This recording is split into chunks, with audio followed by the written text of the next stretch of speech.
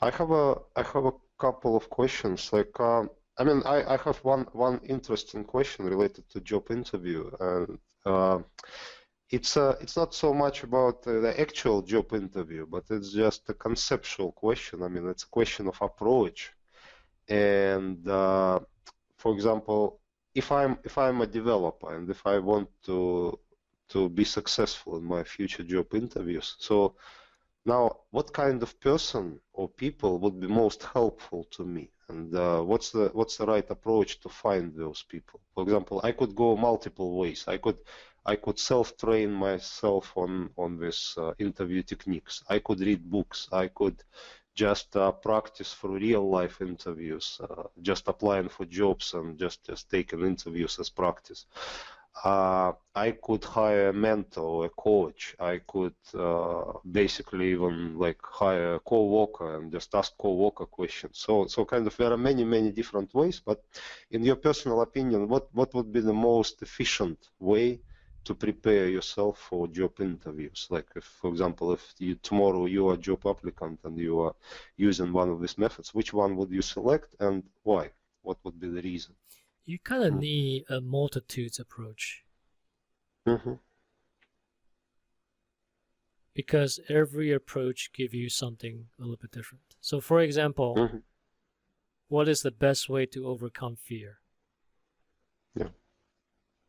Because when we talk about job interviews, there's always some sort of fear that's happening.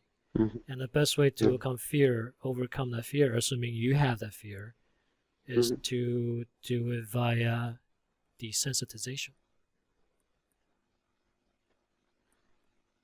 Mm-hmm. And that means do it a lot. If you are afraid of heights, climb more stairs. Right. Get up higher. If you're afraid of spiders, play with the spiders more. Go chase them down. Mm. Okay. Yeah. And then if you're afraid of interviews, do a lot of interviews. Mm-hmm. So there's no doubt that let me put it this way: even if you don't get offers, even if you don't get offers 100% of the time, or even 50% of the time, if you do them once a day, and you do it 100 days in a row, by the time you get to that 100 day, you'll be like, okay, it's just another interview. You're not going to feel strongly about it one way or another. Okay, so desensitizing fear is really good when it comes to interviews. Just do it again and again. Obviously, can you line up that many interviews? That's a different question. But if you could, you should do it. Okay. Yeah. Now, but an interview on its own can actually offer you a lot of chances of learning. But the trick with real life interviews is that you need to be able to watch yourself as you're doing it, and you need to be able to critique yourself afterwards. And because a lot of time you're not going to get that type of feedback that you need when you're actually in a live interview. Even if you ask the interviewer for feedback, a lot of time interviewer is not going to give you feedback, and if they do, they're not going to give you a candidate feedback. Okay. Yeah. So the best place to get feedback is through mock interviews, where you can simulate and then simulate feedback and then focused practice. Okay. Mock interview is a good scenario for that. Okay. Now, however, there is also some sort of drawback with mock interviews. And the drawback is this. Chances are that you probably don't have someone to practice interviews with that knows how to give you these things. Right. Okay. Right. Get your family member, your coworker, they are probably not going to know how to do this. It's not that they cannot learn. It's that when you need them, they're not going to be good at it. Okay. They can tell you something. Oh, it seems like you're doing something that's not quite right. You might want to do things this way. Chances are they're guessing. And chances are when they run that interview, mock interview with you, they're not very good at it either. And this is a very interesting point because this is different from just general language practice. And I know a lot of people who are trying to practice interview just by talking to their English teachers, for example, right? And it seems like it's a good practice, and the teacher can be good, and maybe they're giving a lot of feedback. But basically, by not being the actual interviewer, by not having any experience in that industry, this practice is still very, very limited in its value. So I would say that this is not really the best practice that people can do with teachers. Right. So your friends and family, and then also your coworkers. Your coworkers might be closer, you know, because they probably know your industry. They probably know the type of questions that will get asked. But they also have to be at least have some experiences to be able to give you to run the interview. And then, but they might also be busy. You might not be able to actually get their time to help you with interviews. It might actually be difficult. And then there are professional interview coaches. And of professional interview coaches, there's two groups. There's the general interview coach that focus on, the type of interview that pretty much everybody will go through. And then there are also job-specific interview coaches. Okay, so job-specific interview coaches would be like a developer interview coach that focuses specifically on technical interviews, for example, right? A general interview coach, most of the time, it's probably going to be somebody who have some sort of HR experience. So they know the type of questions that HR will be asking. Right. So chances are that you need both of them to help. But obviously, the drawback of this is that it costs money. So chances are that a lot of the job seekers, while they're motivated, it's an open question whether they're motivated enough to hire help. Right. So finally, you still also need some knowledge. Okay, and that knowledge would the type of sources of knowledge usually come from books.